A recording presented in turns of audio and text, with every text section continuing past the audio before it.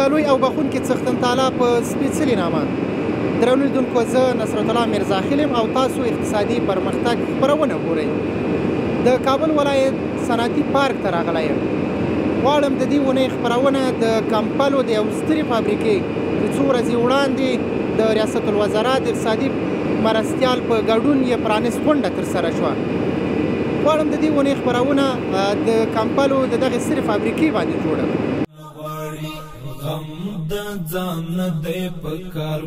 اقتصادي وده په یو وخت کې د یو هیواد په اقتصادي نظام کې د تولید شویو توکو او چوپړتیاوو د انفلاسیون سره سم د بازار په ارزښت کې د زیاتوالي یا ښه والي په توګه یادولی شو.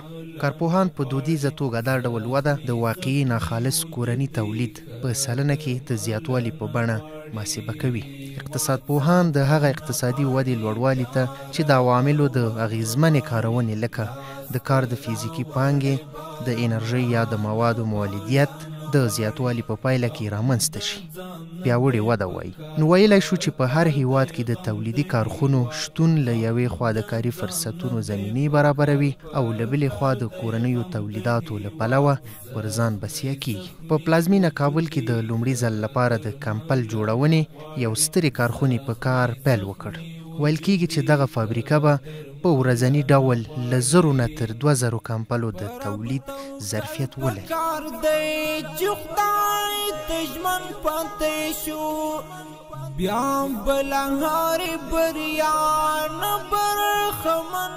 دلته په افغانستان کې ډیر خلک بیروزګاره او ډیر بیکاره. نو ما خپل دغه سوچ وکړ، دغه فکر مې وکړ چې زه ولاړ سم او د خپلو خلکو په څنګ کې هلته سرمایه ګزاري وکړم او داسې مې دا زړه وسي زه څومره چې کولی شم چې خپلو خلکو ته کار پیدا کړم او کار ورته ورکړم او یو سبب دی هغه ورته وګرځم د کومک د همکاري. تر اوسه پورې 910 میلیونه افغانۍ په دې باندې د موږ پوره په دغه کمپنۍ باندې مصرف شوی دی چې هغه کې دغه ساختمان او دا ټول هر څه چې مشنګیري دغه موږ 910 میلیونه سرمایه ګزاري کړې دلته تر اوسه. اوس په حال چې د موږ کارګر له کار سره هغه نه دی برابر نه دی او ماشینان په نورمال حالات کې نه دي او کارګر مو پوره داسې مسلکي نه دي. خو ان شاء الله اوس په حال چې موږ لرو 1000 کمپنۍ اوس په حال موږ تولید لرو پر ورځ کې. خو که موږ چېرته شپه او ورځ کار وکړو نو موږ به کېدای شي 2000 ته ورسوو. د دغې کارخونې مسؤل وایي چې دمګړی په دغه کارخونه کې 300 وګړي په کار بوخت دي چې په راتلونکي کې به یې شمېر تر 1000 ورسیږي. دغه فابریکه چې 910 میلیونه افغانۍ پانګونه پرې شوې ده، تولیدات یې په نړیوالو معیارونو برابر دي او له داخلي اړتیا پوره کولو څخه وروسته به بهر ته هم صادرات ولري. د بازار اړتیاوې چې دي هغه په د خلکو په همکاري پورې او د دولت د امارات په همکاري پورې تړلي. که چېرته هغه له موږ ته لاس راکړي او له موږ سره کومک وکړي او موږ ته توجه وکړي نو موږ په ضمانت باندې دوی ته دا اطمینان ورکوو چې موږ 50% نه 100% موږ په راتلونکي کې د هغه خودکفا کوو. له موږ سره اوس په حال چې دي 300 ته نږدې دومره خلک دي را سره. خو آینده کې ان شاء الله کوشش هم دا ده چې دا تر 1000 پورې ورسوو، د 1000 نه اضافه کیږي. دا دی ان شاء الله امید ده چې له 1000 نه به موږ د کارګرو شمېر اضافه کوو. موږ اوس په حال چې دغه مواد چې دي خام مواد اوس په حال د چین راوړو چې هغه FDY او DTY ورته وایي تا راوړو. نو اوس د هغه نه استفاده کوو د کوالټي. خو موږ هغه کوالټي جوړوو کومه کوالټي چې چین جوړوي یا کوریا جوړوي عین هغه شکل د موږ انجینران هم د هغه ځای دي تر اوسه پورې را سره دي تر څو افغانان زده کړه وکړي مسلکي سي او مواد هم هغه مواد کوالټي موږ په هر معنا موږ ښه کوالټي ورته جوړوو. موږ تر اوسه پورې 160 ډیزاین لرو سکرینونه چې په هغه کې 160 ډیزاین دي. نو تر اوسه پورې دا لرو خو موږ که چیرته خلک وغواړي چې هر قسم ډیزاین وغواړي موږ ورته جوړولی شو. د دې فابریکې په پرانیز غونډه کې د اسلامي امارت ریاست الوزرا اقتصادي مرستیال ملا عبدالغني برادر اخوند وویل د داسې فابریکو په جوړېدو سره به هغو ځوانانو ته چې له بیکارۍ نه سر ټکوي او په ناقانونه توګه په سختو لارو د کار لپاره نورو هیوادونو ته ځي کاري بوختیاوې رامنځته شي. هغه د دغې فابریکې له مسؤلینو وغوښتل چې د تولید په برخه کې د کیفیت او مقدار ته پوره پاملرنه وکړي. خوښ یم چې نن ورځ بیا په افغانستان کې د داخلي تولیداتو او صنایعو د پراختیا په برخه کې د کمپلو د تولید د یوې داسې مهمې فابریکې د پرانیستي په مراسمو کې ګډون کوم چې په بهرنیو تولیداتو زموږ د هېواد تکیه راکموي او د داخلي صنعت په پیاوړتیا کې مرسته کوي.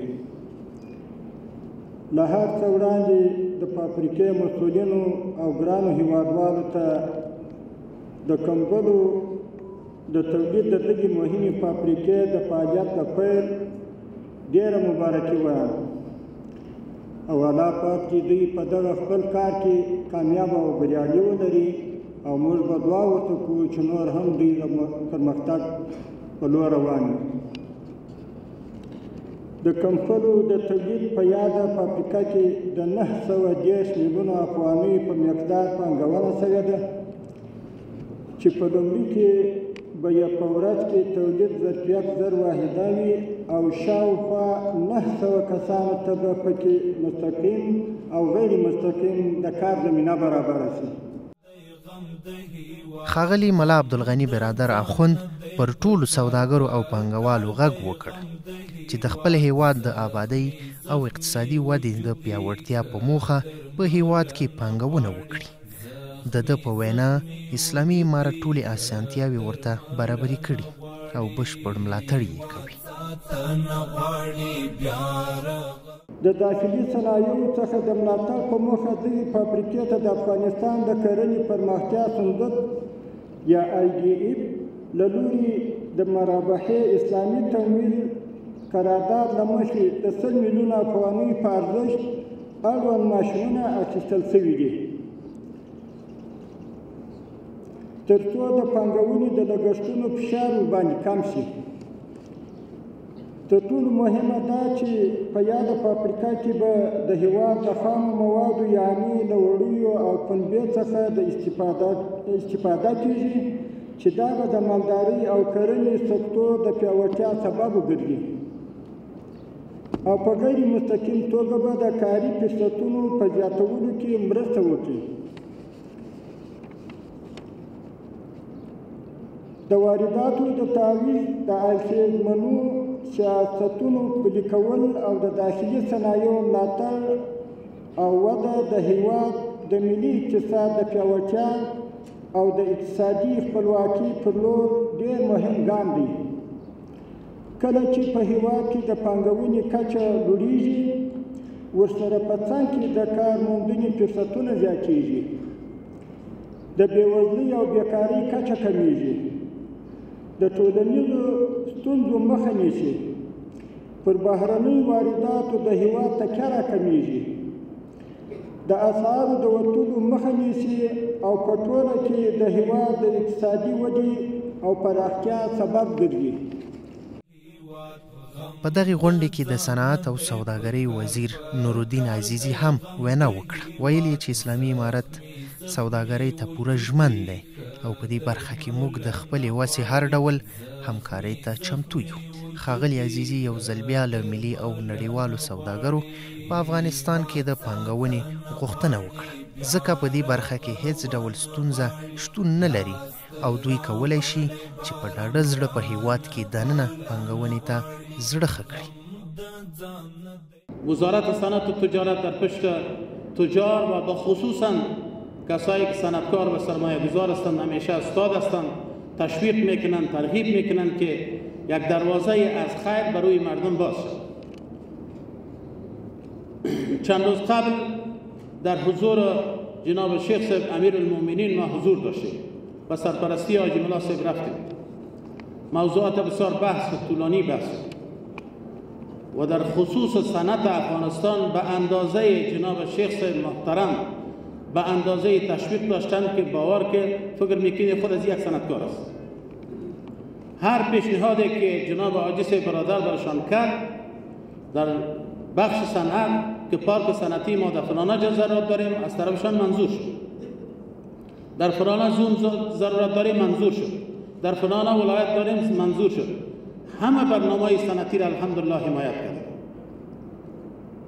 امارت اسلامی با برنامه های اقتصاد محوری که پیش رو داره به فضل مرحمت خداوند هر روز ما شاهد از این می باشیم که یکی پای دیگه فابریکه متوجه باشه که سخت‌ترین کار است.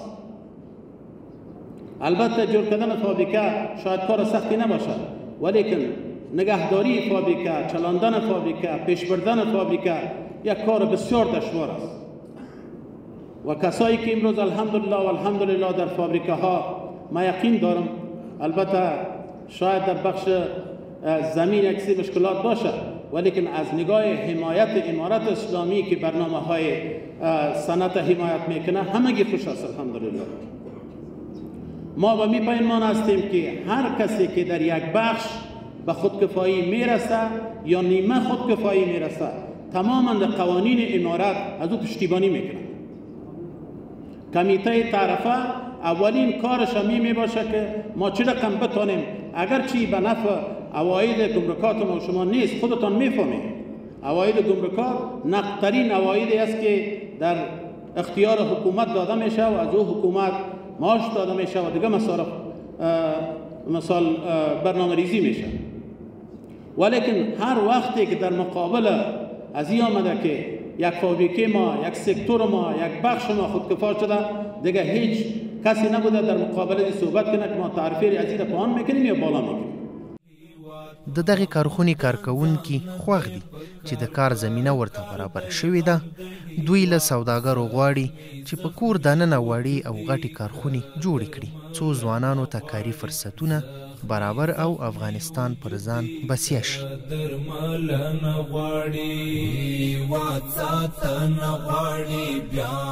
زه ډېر خوشحاله یم چې په دې کارخانه کې کار کوم، په داسې غټه کارخانه کې کار کوم او د افغانستان د نورو تجارانو څخه دا هم هیله کوم چې دا رقم نورې غټې غټې کارخانې جوړې کړي او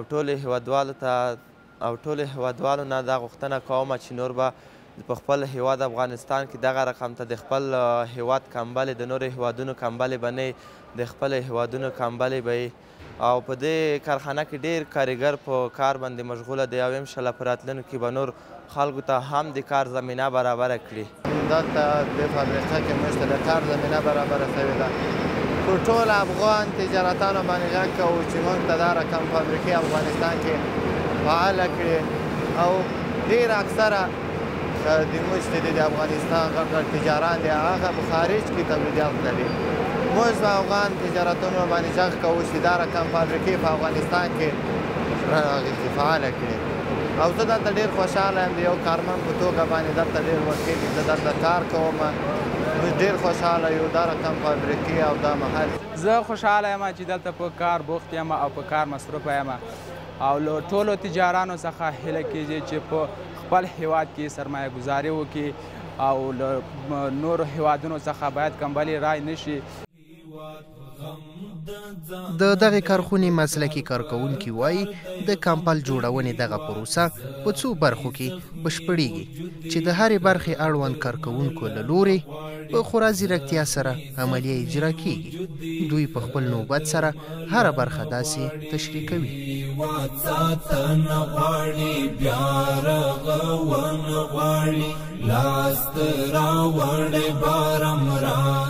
دغه ماشین چې دا د وارپینګ په نوم ده او دلته چې دا ماشین رولي جوړوي دلته تقریبا 319 ستار راځي یا 400 شلم راتلی چې هغه د وزن په مطابق باندې موږ غواړو چې وزن زیات کړو د کمپنۍ نو تارونه زیات راولو او که غواړو کم یې کړو نو تارونه کم راولو.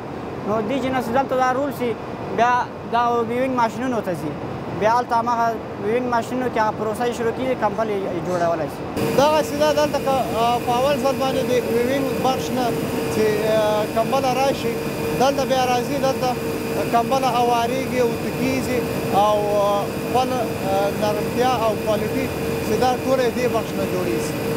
اول موږ د رنګ څو خام رنګونه لرو، خام مواد دي چې هغه خام 3 یا 4 رنګونه سره یو ځای کېږي، خام مواد هغه بیا سره یو ځای کېږي، هغې نه یو خاص رنګ تشکیلیږي.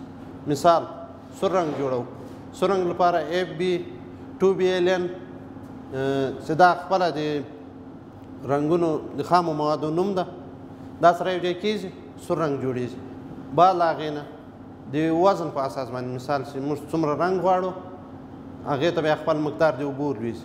50 لیتره لپاره 50 لیتره اوبه ورچو، د 100 لیتره لپاره 100 لیتره اوبه دي او هغې کې به موږ صرف کیمیکل اچو چې د 50 لپاره 50 کیلو لپاره 2 ګیلاسه کیمیکل دی او د 100 کیلو لپاره یا 100 لیتره لپاره 4 ګیلاسه کیمیکل اچو.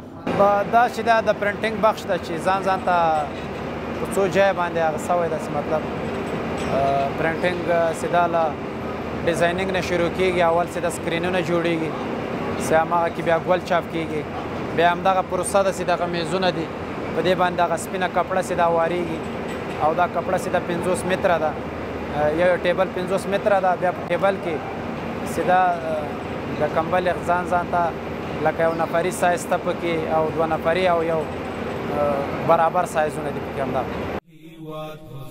ورته مهال عام خلک او کمپل پلورونکي د دغه کارخونې په جوړېدو سره خوښ دي او وایي چې په دې سره به له یوه خوا کورني تولیدات له پراخ ملاتړ برخمن شي او له بلې خوا به د ښه کیفیت لرونکي توکي په مناسبه بیه بازار ته وړاندې شي. شاهد ازی هستیم که یکی از کمپانی های بزرگ کمپل در کابل در افغانستان افتتاح شده و جنس های بهتر را ممکن در بازار عرضه کنند، چون ما تا به حال را از خارج وارد میکردیم، جنس های خارجی را به فروش میرساندیم و قیمت جذاب داشت و فعلا ما به این خوشنود هستیم که یک کمپانی افغانی که کمپل تولید میکنه افتتاح شده. ممکن مواد خامش از خارج بیاید لیکن این با ما یک افتخار است که یک جنس وطنی کیفیت عالی جور میشه و با قیمت پایینتر از جنس خارجی. ما خورو په دې باندې ډیر سخت خوشحال یو په دې نه چې بیرونی مملکتونه چې کمپال ارسي که په داخل افغانستان کې کمپال جوړ شي هم ایمو ملک د پاره خده هم ارزان ترین ارسي هم کیفیت خوي هم خلکو ته اقتصاد جوړیږي ورته خلکو کاروبار وسره صحیح کیږي. اقتصادي شنونکي وایي افغانستان د جګړې له ډګره تازه راګرځېدلی هیواد دی چې د اسلامي امارت په بیا واکمنېدو سره پکې د داخلي تولیداتو کچه زیاته شوې او په ډیرو برخو کې پر ځان بسیا شوی دی. ټول فابریکات چې تازه په افغانستان کې جوړ شوي دي یا جوړیږي دا د افغانستان د خلکو تقاضاوې په نظر کې نیسي، دلته ستونزې او اقتصاد په نظر کې نیسي، نو دا د هغه بهرنیو وارداتو په پرتله څو چنده غوره دی کوم چې موږ ته په ډیر لوړ قیمت باندې تمامیږي. او په لومړي قدم کې دغه تقاضا چې د په درو برخو باندې زه ویشمه. لومړی اولیا ضرورت دي، یوازې تر دې حده چې یو څوک خپله ستونزه راپکي که په هره کچه وي، یعنې که ښه وي که متوسط یا ډیر اعلی وي. دویمه په متوسطه کچه د یوه تقاضا ده چې یو څوک ښه اقتصاد ولري، ښه جنس اخلي په ښار کې، ښه جنس غواړي. دریمه اعلی درجه تقاضاوې دي چې هغه غواړي چې په ښار کې نایابه یا نه پیدا کیدونکي څیزونه اخلي خلک. نو په دې اساس باندې د افغانستان اوسني تولیدي شرکتونه په یو شمېر برخو کې اولیا ضرورت 100% د افغانستان پوره کوي او له هغې څخه زیاتیږي هم موږ ګاونډیو هیوادونو ته صادروو چې له هغې له جملې تاسو مخکې ویل چې دلته په افغانستان کې د کمپل نوې فابریکه په کار باندې پیل وکړه، تازه افتتاح شوله. نو دا په اولیا ضرورت کې د ټولو خلکو اړتیاوې رفع کوي. تاسو به وګورئ چې دا بهر ته هم صادرې شي. موږ نور صنعتي شرکتونه او فابریکات لرو چې د ګاز ټانکر تولیدوي، څپلۍ او بوټ تولیدوي په افغانستان کې صنعت په شکل باندې د اوسپنې ویلي کولو فابریکات دی چې لومړي قدم کې یعنې په ډېره اعلی کچه باندې د افغانستان د خلکو تقاضا پوره کوي. نو فکر کوم په ډېرو برخو کې موږ دا ورځ تر بلې خودکفایۍ ته نږدې کوي او په تولیدي هیواد باندې دغه اقتصادي سکتور بدلوي په افغانستان کې. د خصوصي سکتور د استازو په وینا د اسلامي امارت اقتصاد محوره سیاست د دې لامل شوی چې په افغانستان کې دننه د کورنیو او بهرنیو پانګوالو پام ځان ته راواړوي او دلته په لویه کچه پانګونه وکړي.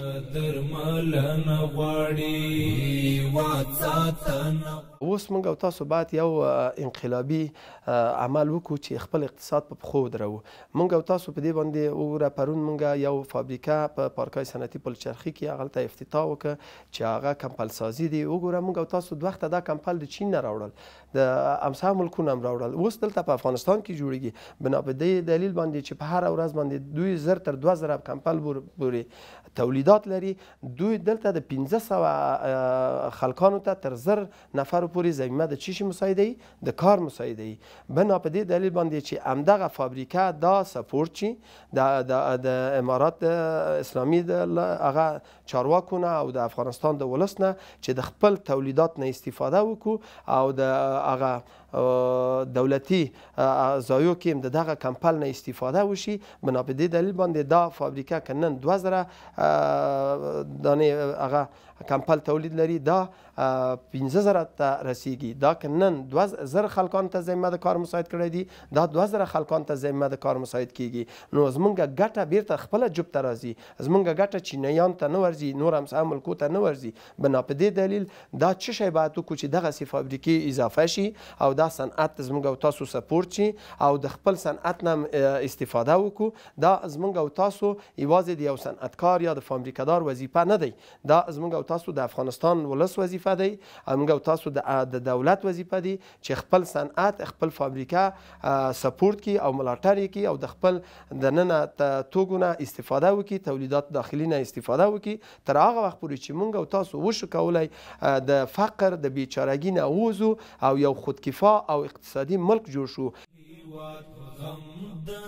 د اسلامي امارت د مسؤلینو په خبره د اسلامي امارت اقتصاد محوره پالیسي د هیواد د اقتصاد لپاره لومړیتوب لري. هر څوک چې په هره برخه کې د هیواد د پرمختګ لپاره کار کوي اسلامي امارت یې ملاتړ کوي. دوی زیاتوي سوداګر دي د صنعت په برخه کې پانګونه وکړي څو د هیواد صنعت مو پیاوړی شي.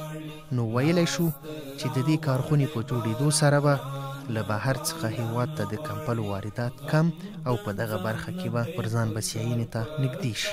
نو سوداګر باید د ځان ترڅنګ هیواد او ټولنې ته هم کار وکړي ترڅو د بهرنیو وارداتو لاس لنډ شي. درنو لیدونکو، دا وه د اقتصادي پرمختګ خپرونه چې د کابل ولایت د صنعتي پارک د کمپلو د لومړۍ کارخونې لپاره مو ځانګړې کړې وه. تر بیا چې زه نصرت الله میرزاخیل ستاسې په چوپړ کې حاضرېږم، په لوی او بخونکي خدای مو سپارم.